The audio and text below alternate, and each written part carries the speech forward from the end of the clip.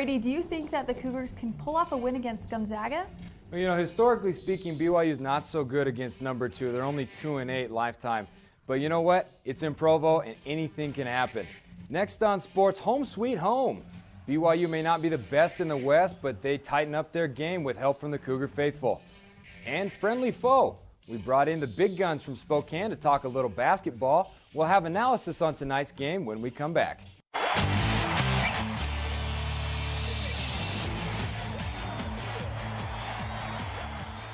Since joining the WCC last season, the Cougs have beaten 7 of the other 8 teams in the conference. The one, BYU's archenemy, St. Mary's.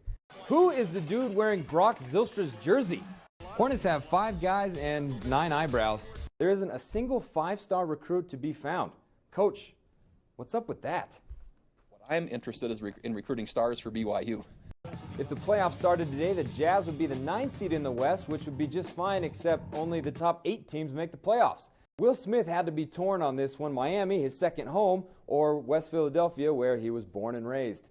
Miami bringing the heat for real. Y'all don't understand. LeBron just reminding us all of how badly we want to see this guy in the dunk contest. In Lil Wayne's song Sure Thing, he gives Jimmer Fredette a shout out with the line shooting like Jimmer. Well, he may want to change the lyrics to suing like Jimmer. The former Cougar standout is tied up in a lawsuit. Waiters, come on, man. You got to see man and ball. Leaves his man Leonard wide open in the corner.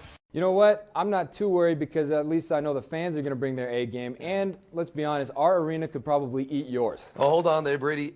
Actually, you know what? No. I'm sorry. I gave up insulting unranked teams for Lent, so continue. Oh, excuse me. Well, it's all fun and games. Sorry, man. It's all good. We're just having fun. No hard feelings, right? Well, Greg Tabbitt, we'll see you tomorrow on CougTube. Good luck to you. In overtime, Cowboys down 3. I'm a man. I'm Forte. Phil Forte ties the game. And just to look at the leaderboard right now, this last updated just a few minutes ago. Mark Leishman, the Australian, leading the pack. He is 6 under par through 16. A little fun fact about the Masters, you know, you go to a baseball game and you got to pay an arm and a leg for some pizza, a hot dog, and a drink. Oh, yeah. So expensive. It's really bad. The Masters, you can pay $1.50 for an egg salad sandwich or $2.50 for a barbecue sandwich. How about that? No way. Well, they must be trying to make up for the expensive ticket prices. Tickets will kill you. They're so hard to get and so expensive. The Jayhawks were just a bunch of window shoppers. May I help you, sir? No, thanks. I'm just looking. Paulson racks up 4 backward Ks on his way to a complete game shutout. Let's talk about playoffs. Playoffs? You want to talk about playoffs? You kidding me? Jen Hampson doing her best Dikembe Mutombo impression. No, not today. Courtesy of a highly improbable shot by the Australian, Matthew Dellavedova.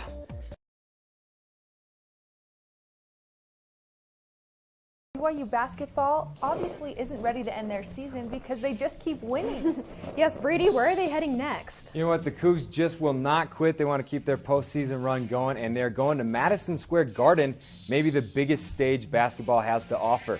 Well, next on Sports, Southern Miss. The Golden Eagles put the miss in Mississippi last night while one Cougar guard was unconscious from downtown. And Miami beat. The Heat streak is officially over. Who finally knocked him off? Let's just say that the winner was a certain team from a certain Midwestern town that starts with a C, ends with an O, and in the middle has Hickog. Grab a Polish sausage. Sports is next.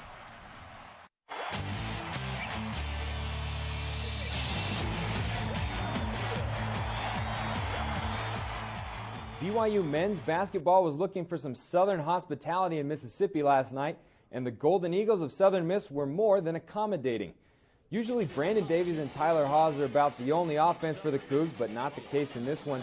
Who is the dude wearing Brock Zylstra's jersey? Whoever it was had himself a ball game. Have you ever had deja vu? Zylstra went 5 of 6 from beyond the arc in the first half. I guess you could say he had a memorable game. On the other side of that, though, the Golden Eagles leading scorer Dwayne Davis would like to forget about last night. Davis went 4 of 16 from the field. Ouch. Southern Miss could not buy a bucket against BYU, shooting just 33% from the floor. And Tyler Haws was deadly from 17 feet last night. He led all scorers with 25 as the Cougs escaped the hospitality state with a 79-62 win, and BYU is headed to the Final Four of the NIT. It's just the consolation tournament, right? I mean, half us think it stands for not in tournament anyway. Well, 11 Sports reporter Mark Chalice shows us just how prestigious the NIT can be and why BYU fans have a reason to rise and shout. Mark Chalice, 11 Sports. BYU will face off against Baylor on Tuesday at 5 o'clock. The Cougars already lost to the Bears earlier this year in Waco, and it was a tough night for Tyler Haws, who only scored 13 points on 43% shooting. Well, Haley Steed would have loved to put up those kind of numbers in last night's WNIT game, but it was just not her night. The super senior scored a grand total of goose egg in the first half. She just kept laying brick after brick, but the Cougs somehow led St. Mary's at the break. Early in the second, Steed finally finds the bottom of the net to put the Cougs up by 7. Her teammates probably more relieved than anything. Jen Hampson doing her best Dikembe Mutombo impression. No, not today. Hampson ostracized Carly Rosenthal several times, but Rosenthal would have the last laugh, but that's for later. In the meantime, Hampson doing work on the low block and won. Hampson recorded her 7th double-double this year, but St. Mary's just would not go away. Carly Rosenthal posted a double-double of her own and put in 2 clutch buckets in the closing minutes, and the Gales from Moraga are headed to the quarterfinals with a 59-55 win over BYU. St. Mary's will play the winner of today's game between Utah and Pacific. As they say, all good things must come to an end. The Miami Heat were just 6 wins away from tying the NBA record for consecutive wins, but one team finally set up a roadblock. The Bulls. LeBron getting swole with Ray Allen before tip-off. King James averaging 27 a game during the streak. Third quarter, Heat down 9. Bron and Wade go the distance without even letting the ball hit the floor. LeBron finishes with the flush. Then Chalmers takes the ball from Kirk Heinrich and finds the King behind his back. James finished with 32. Fourth quarter now, Heat still losing, and LeBron gets tagged with a flagrant foul for this retaliation against Boozer. I'm telling you, LeBron would be a phenomenal football player, but LeBron, this isn't football, so you can't do that. About a minute to go, Heat still losing. Nate Robb launches the tray from the wing. No good, but Carlos Boozer outmuscles Bosch and Shane Battier. Second chance points will kill you. And that's going to do it for the boys from South Beach. The Bulls cool off the Heat with a 101-97 victory. And tonight we have men's volleyball and baseball both playing at home, so enjoy the weather, go to You baseball. can bet I'll be there with my cougar tail, those maple donuts. If you size up BYU's receiving core, Cody Hoffman is 6'4", Ross Oppo 6'3". None of the tight ends are shorter than 6'4". However, it is 5'8" J.D. Falslev who may make the biggest impact. Brady Tucker has our Dexter and Dexter camp report. At 5'8", he's the shortest man on the roster, but J.D. Falslev is a big-time contributor on the football field. Coaches say his role on the team has become increasingly important because of his versatility. He's definitely a guy that has made the most of every opportunity he had. He caught everything last year and had made great plays with the ball after the catch, so we're just looking forward to giving him more opportunities this year. The biggest play in J.D. Falslev's career so far was a 67-yard punt return for touchdown at TCU last season.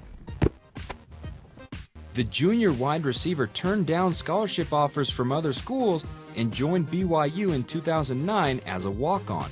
As a walk-on, it's hard because you don't have a lot of opportunities, and there are a few other places that I could have walked on, but I knew the opportunities I would have had there would not have been like I have here. I'd be holding down markers and holding bags and stuff like that. But midway through the 2011 season, Coach Mendenhall rewarded Falslev's hard work with the scholarship. Falslev says the best part about his scholarship is the help that it brings to his family. The biggest part I was happy about was my parents. It kind of unloaded their shoulders. I didn't have to call them and ask for money there or whatever like that because that gets old really fast. But they're able to do things now that they weren't able to do last year because I'm not on their dime. Brady Tucker, BYU TV Sports. The Rockies and the Mariners wrapped up their Cactus League games against each other Saturday, but not in Arizona. 11 Sports reporter Brady Tucker gives us a look at the day pro baseball came back to Salt Lake City.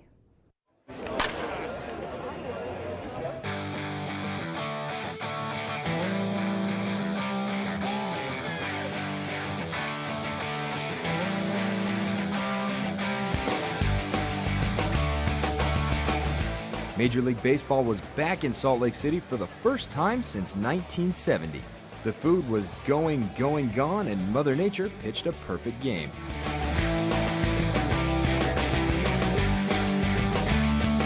But hot dogs and nachos weren't the only thing fans were craving. Well, if you're talking about 43 years, that's a lot of hunger for baseball here. That's pretty impressive and good for the fans. I mean, it's nice to provide the service here today. And, you know, the situation is great. You get perfect weather. I'll tell you what, there are a lot of baseball fans, obviously, here in Salt Lake City. And to tell you how much they love baseball here, when the news came out back in November that the Mariners would be playing the Colorado Rockies, I think they sold out this ballpark, 15,500 seats in about an hour. A lot of us around here don't get a chance to see MLB play, so it's really exciting because it's a sold out crowd and everyone loves to come out and watch the teams play. There's a lot of Rockies fans out here, and it's hard to believe. It's such a great city and such a great ballpark that there hadn't been a game played here in that long. So we're glad to be back. Way excited. More excited than anything. I'm like a little kid right now. It's embarrassing. I'm a 20-year fan of the Rockies, but I've never seen them in person. So this is your first time seeing him in person? First time. The team leading the league in home runs this spring didn't slow down. Kendrys Morales got things started for the Mariners with a solo shot in the fourth. Then Justin Smoke, they call that one a smoke bomb up in Seattle. That was the Mariners' 58th homer this spring. 17-year veteran Todd Helton said before the game he's got a few swings left. Yeah, he does. Helton gives this one a ride over the fence and left. In true spring training fashion, no-name number 95 got no-name number 81 to ground into a 4-3 putout to end the game. Final score, Mariners 4, Rockies 3. Who knows when the big league clubs will make their next stop in the Beehive State? But one thing's for sure, if they play, the fans will come.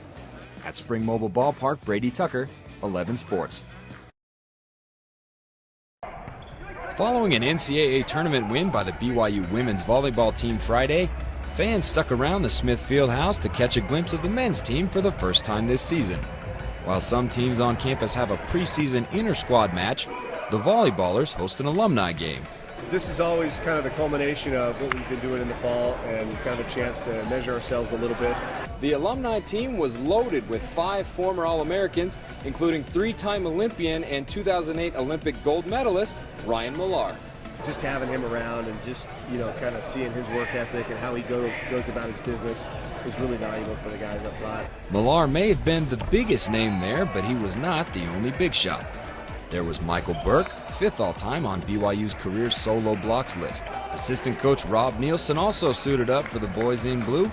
And the young buck Rob Stoll, 2nd in kills only to Millar, went head-to-head with his former teammates just a few months removed from his senior season. It's a lot different. We move a little slower on this side. Ball seems like it goes a lot faster on this side than it does on that side, but it's fun. It's fun to be back. I really miss being the gym every with the guys. Sure, the team lost some key players from last season like Stoll and Futi Tavana, but the Cougars had plenty to be excited about after watching freshman phenom Ben Patch suit up in blue and white for the first time. Got unreal physical gifts, you know, he jumps a ton, he's got a live arm, and it doesn't hurt that he's really tall, you know, 6'7", 6'8" kid. To be honest, it was really nerve-wracking kind of stepping onto the court because Provo was my hometown, and you know, a lot of people helped me to get here, and I was like, oh, you know, they're going to see me play for the first time, and I don't know, it was really kind of jittery, kind of hitting that first ball, but, you know, after the one of the crowd, just this is where it's at, and, you know, what I've been working for and living for. The game itself was, well, a blowout. Even with BYU's top 2 killers of all time on the alumni team, they failed to win even one of the 4 sets. But they were able to hang with the young guns late in the 2nd and 3rd sets as Coach McGowan experimented with different lineups. The regular season begins January 4th when the Cougars host Hawaii at the Smith Fieldhouse. Brady Tucker, BYU TV Sports.